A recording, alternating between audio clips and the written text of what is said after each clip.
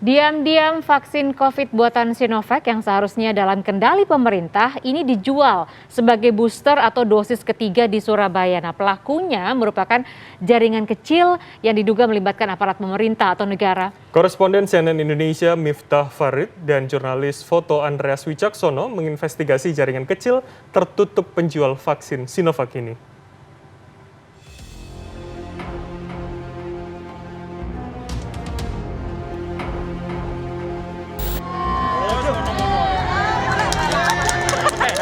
Di Indonesia, vaksin COVID-19 merupakan barang publik terbatas yang dikelola pemerintah. Vaksin booster atau dosis ketiga sampai saat ini masih diperuntukkan bagi tenaga kesehatan. Sedangkan vaksin booster untuk masyarakat umum diputuskan diberikan pada 12 Januari 2022. Namun sebuah sindikat di Surabaya malah menjual vaksin merek Sinovac sejak November 2021 untuk booster. Jaringan ini menjual dosis ketiga merek Sinovac seharga Rp250.000.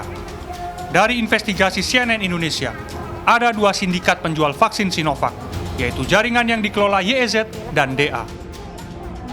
Pembayaran dilakukan dengan transfer ke rekening bank atas nama mereka. Setelah calon peserta vaksinasi membayar, panitia memberitahukan waktu dan lokasi vaksin. Jaringan ini melayani vaksinasi hanya untuk kalangan terbatas. Dari suppliernya juga nggak bolehkan untuk publikasi, cuma orang sendiri aja. Investigasi dilakukan di 3 tempat. Pertama, di sebuah rumah ibadah di kawasan Kalisari pada 24 November 2021. Kedua, 11 Desember 2021 di kantor jasa kurir di kawasan Gubeng. Dan ketiga, di sebuah kedai kopi di kawasan Kapasan pada 26 Desember 2021. Vaksinasi dilakukan sangat tertutup, tidak seperti vaksinasi massal pada umumnya. Seorang peserta menceritakan pengalamannya. Yang aneh pertama itu tempatnya. Tempatnya itu salah satu jasa pengiriman barang. Itu saya sempat bingung. Soalnya nggak ada banner, nggak ada orang yang ngarahin, sepi.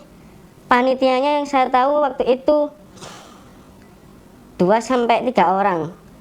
Itu pun pakai pakaian bebas, bukan pakaian yang ya kayak tadi, nggak ada yang pakai Satpol PP, Linmas atau dan kesehatan, nggak ada. Jual beli vaksin booster yang digelar YEZ dan DA sama sekali tidak sesuai petunjuk teknis vaksinasi COVID-19 dari Kemenkes. Misalnya soal screening sampai data yang tidak dimasukkan di aplikasi Piker. Mereka juga tidak mempersiapkan apa-apa jika ada kejadian ikutan pasca imunisasi pada peserta yang disuntik. Dokternya cuma bilang perkiraan di tahap 3 ini nggak ada apa-apa. Tapi kalau panas, silakan minum paracetamol. Awal-awal saya lupa persis. Agus Sarwono, manajer advokasi dan kampanye Transparansi Internasional Indonesia mengungkapkan, temuan kasus di Surabaya ini mengonfirmasi penelitian yang dia lakukan terkait kebocoran distribusi vaksin Sinovac. Pola distribusi vaksin yang tidak transparan berpotensi menimbulkan praktik pungutan liar dan jual beli vaksin. Pertanyaannya kemudian, dari mana dia dapat vaksin itu? Kan nggak mungkin tidak melibatkan pejabat terkait. Kan nggak mungkin ujuk-ujuk vaksin datang. Sementara kita tahu persis bahwa distribusi vaksin dilakukan oleh pemerintah pusat ke pemerintah provinsi ke pemerintah kabupaten kota. Kementerian Kesehatan menyerahkan kasus kebocoran vaksinasi ini ke aparat hukum.